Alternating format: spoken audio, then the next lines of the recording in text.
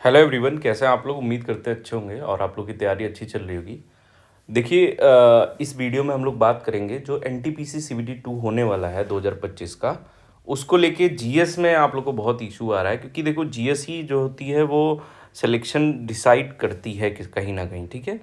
और उसके साथ साथ अभी एसएससी सीजीएल का भी एग्ज़ाम होने वाला है, क्योंकि फॉर्म भरे जा रहे हैं, उसकी भी प्रिपरेशन करनी है।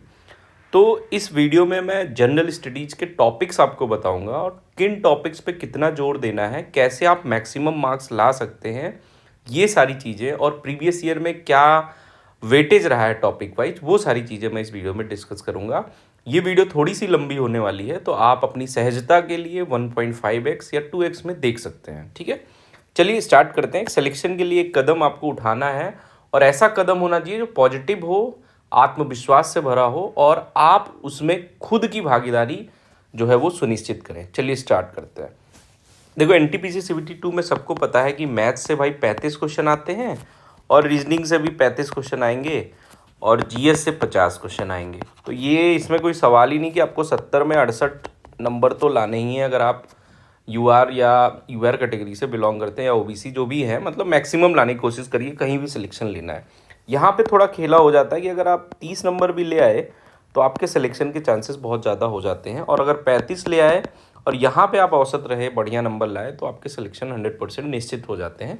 ज़रूरी नहीं कि 105 लाना है, 110 लाना है, नहीं।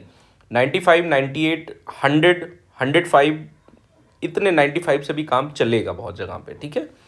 अब दो चीज़ें जो आपको नहीं करनी, इसी से लेके जीएस से रिलेटेड सब कुछ हम डिस्कस करेंगे, सारे टॉपिक वाइज, एक एक टॉपिक कहाँ से क्या आया है, सब कुछ।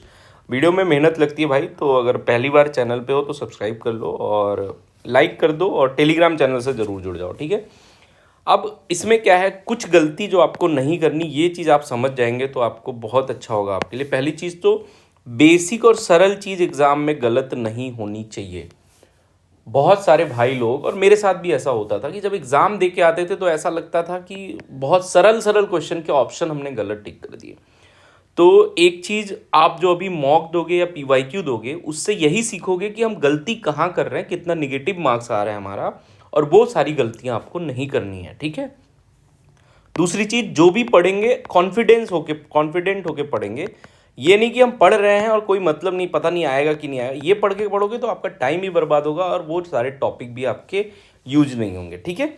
अब चलो स्टार्ट करते हैं। तो देखो, जीएस में सब्जेक्ट वाइज अगर वेटेज देखें हम, तो हिस्ट्री के जो प्रीवियस ईयर पेपर हुए थे उसमें 7 से ज़्यादा क्वेश्चन जो है वो आ रहे थे, ठीक है। और ज्योग्राफी में भी ऐसे ही है, 5 या 6 क्वेश्चन मान लो कि यहाँ भी आ रहे हैं। पॉलिटी में भी 6 क्वेश्चन, तो 7, 5, 12, 6, 18, इसमें कम से कम आपको 12 से 14 क्वेश्चन करने हैं। ये आपका एक टारगेट होना चाहिए। जबकि अब इकोनॉमिक्स, सॉरी ये इकोनॉमिक्स है, अब इकोनॉमिक्स में 5 क्वेश्चन आ रहे हैं। ये भी अच्छा टॉपिक होता है, कम टॉपिक्स होते हैं, तो इसको भी अच्छे से आप गेन कर सकते हो, ठीक है। 12-14 ज़्यादा हो जाएगा, आप अपने हिसाब से देखना। फिर स्टैटिक जीके से 2-3 क्वेश्चन आते हैं, और जो मोस्ट इंपॉर्टेंटली है, आपको कंप्यूटर जो एज देता है वो 5 क्वेश्चन से ज़्यादा इसके थे। साइंस में यहाँ वेटेज होता है, क्योंकि एनटीपीसी सीबीटी 1 में कम होता है, तो 9 क्वेश्चन के करीब आता है, लेकिन इसमें 3 सब्जेक्ट आपको कवर करना होता है। तो इसके लिए क्या स्ट्रेटेजी अपनाएंगे, और इकोनॉमिक्स में जो है वो आपको ये चीज़ें करनी है, ठीक है। अब करना क्या है, इकोनॉमिक्स में 3 है, यहाँ 5 लिखें, तो इसको ये हो सकता है कंप्यूटर का हो, उसके लिए परेशान नहीं होना है आपको। तो अब आगे चलते हैं सब्जेक्ट वाइज। तो देखो, जीएस में करना क्या है, आपको कैसे करना है। सबसे पहले तो जो भी आरआरबी एनटीपीसी 2024-25 हुए हैं, मैं आपको हमेशा कहता हूँ कि पीवाईक्यू जरूरी होते हैं, या जो भी एग्ज़ाम चल रहे हैं उनके क्वेश्चन से एक बार रूबरू होना, उनको देखना, उनको याद करना बहुत ज़रूरी होता है, क्योंकि उससे आपको ट्रेंड का भी पता चलता है, और किस तरीके के क्वेश्चन किस टॉपिक से आ रहे हैं ये भी पता चलता है। तो आपका पहला कर्तव्य है कि आप 2024 और 25 के पीवाईक्यूज, इसी के नहीं, जितने भी एनटीपीसी के एग्ज़ाम हुए हैं उनके सारे क्वेश्चन, सीबीटी 1 के, सीबीटी 2 के, वो सारे क्वेश्चन आपको देखने हैं, ठीक है। पहला काम तो ये कर लेना है। आपको मैंने पहले भी बताया था, अभी भी बताया था, बता रहा हूँ। अब शुरू कहाँ से करना है आपको। हिस्ट्री में देखो, हिस्ट्री में मैं आपको बस टॉपिक रिमाइंड करा रहा हूँ। कई भाई लोग कमेंट करेंगे, मुझे पता है इसमें भी, कि सारा तो कुछ आपने बता दिया, लेकिन मैं रिमाइंड कर रहा हूँ कि ये सारी चीज़ें तो आपको पढ़नी ही पढ़नी। जैसे एंशियंट हिस्ट्री में जाएंगे आप, तो हड़प्पा सभ्यता में क्वेश्चंस पढ़ने हैं, और अगर आपने रिवाइज कर लिया मान लो आधे घंटे में, तो अगले 1 डेढ़ घंटे में जो बेस्ट क्वेश्चन इसके हैं ना, आपको जो प्रीवियस ईयर में नहीं हो रहे हैं आपसे, वो सारे क्वेश्चन अच्छे से देखना है आपको, ठीक है। जो भी चीज़ें बचेंगी और जहाँ से पढ़ें हो सके तो वहीं से रिवाइज करिए, कुछ एक्स्ट्रा चीज़ें मिल रही तो वो देख ली। और जैसे मौर्यन एम्पायर हो गया, मौर्य साम्राज्य में चंद्रगुप्त और अशोका के रीजन को अच्छे से पढ़ना है। और अगर आपके पास घटना चक्र वाली किताब हो तो इससे क्वेश्चंस थोड़ा देख लो, इनसे रिलेटेड कैसे आ रहे हैं पीवाईक्यू के बाद। उसके बाद उत्तर मौर्यकाल, ठीक है, लेटर मौर्यकाल, इसमें सतवाहन और कुषाण और शक वंश को जरूर पढ़ना है आपके, इनके क्वेश्चंस भी आपको देखने हैं अगर आपने पढ़ लिए हैं। गुप्ता साम्राज्य, वाकाटक, वर्धन, शुंग वंश, ये सब चीज़ें अगर पढ़ पाओ तो पढ़ लोगे तो अच्छा रहेगा। फिर मिडिवल हिस्ट्री में जैसे दिल्ली सल्तनत तो हम लोग का बेसिक होता है, जिसको पढ़ना ही होता है इसको, लेकिन पढ़ना तब है पहले क्वेश्चन देखने के बाद कि भाई दिल्ली सल्तनत से कैसे क्वेश्चंस आ रहे हैं, क्या हम जो रिवीजन कर रहे हैं वो इनफ है कि नहीं इनफ है। फिर मुगल साम्राज्य, फिर वही बात, क्वेश्चंस पहले फिर मुगल साम्राज्य को रिवीजन करना है अपने नोट से या कहीं से भी। चोल, राष्ट्रकूट, पाल वंश, ये सारी चीज़ें आपको पढ़नी है। भक्ति सूफी आंदोलन जो हुए थे, यहाँ से भी क्वेश्चंस बने हैं तो थोड़ा इसको भी पढ़ लेना। और आप एनटीपीसी सीबीटी 1 2024 उठाओगे तो वहाँ भी इसके सारे क्वेश्चन आपको दिखेंगे। मॉडर्न हिस्ट्री में जैसे कुछ अधिनियम हो गए, ब्रिटिश औपनिवेशिक हो गया, तो वहाँ से चीज़ें पढ़नी है। रिवॉल्ट्स हो गए जो पुराने, जैसे ट्राइबल रिवॉल्ट्स हो गया, 1857 की क्रांति हो गई, इंडियन नेशनल मूवमेंट हो गया, भारतीय राष्ट्रीय आंदोलन, ये सारी चीज़ें आपको पता है, सब पढ़ना है, क्वेश्चंस देखना है, ये इंपॉर्टेंट है। क्योंकि मुझे पता है बहुत सारे लोग ऐसे होंगे जो 4-5 साल से पढ़ रहे होंगे और फिर वही ढर्रा अपनाएंगे जो सरल सरल चीज़ें पढ़ के जाएंगे, नहीं होगा। क्वेश्चंस देखना है कि इस टॉपिक से कैसे क्वेश्चंस आ रहे हैं, वही वाले तो नहीं आ रहे कि मंगल पांडे कहाँ थे, कौन सी छावनी में, ये सब नहीं, पहले क्वेश्चंस देखने हैं। उसके बाद ये इंपॉर्टेंट है, आपको पढ़ना है कला, वास्तुकला और शिलालेख। ये सारी चीज़ें आपको बहुत ही अच्छे से पढ़नी है क्योंकि आपने हो सकता है अभी तक ना पढ़ा हो। फिर ज्योग्राफी में जनगणना तो आपको पता है हमेशा से पढ़ना होता है, थोड़ा खनिज संसाधन थोड़ा बहुत पढ़ लेना इसके बारे में। फिर फिजिकल ज्योग्राफी आप पढ़ते ही हैं, पहाड़, पठार, रेगिस्तान, तटद्वीप, ये हम सब नोट्स बनाते हैं इसके। कृषि एवं कृषि पद्धतियाँ, एग्रीकल्चर एंड एग्रीकल्चर सिस्टम्स, तो मिट्टी के प्रकार, इसमें कृषि तकनीकें, जैसे कहाँ पे किस तरीके की कृषि की जाती है, झूम कृषि कहाँ की जाती है, किस तरीके की कृषि, ये सारे क्वेश्चन यहाँ से आते हैं। प्रीवियस ईयर देखेंगे, प्रीवियस ईयर 2024 2025 में, हर बार बता रहा हूँ यहाँ तक पूरा आपको देखना है, हो सके तो सीजीएल का भी देख लेना। भारतीय राज्य, जनसंख्या, शहरीकरण, सीमाएं, बस्तियाँ, यहाँ से क्वेश्चन बहुत बनते हैं, सीमाओं से याद कर लेना, ठीक है। शहरीकरण से भी क्वेश्चन आपसे बनेंगे। इन्वायरमेंटल और बायोलॉजिकल दृष्टि से देखें तो जो भी नेशनल पार्क्स हैं, बायोस्फीयर्स हैं, फॉरेस्ट हैं, जंगल, अपने वाइल्ड जंगल की जो ज़िंदगी है, वाइल्ड जानवर हैं, ये सारी चीज़ें आपको पढ़नी है अच्छे से, ठीक है।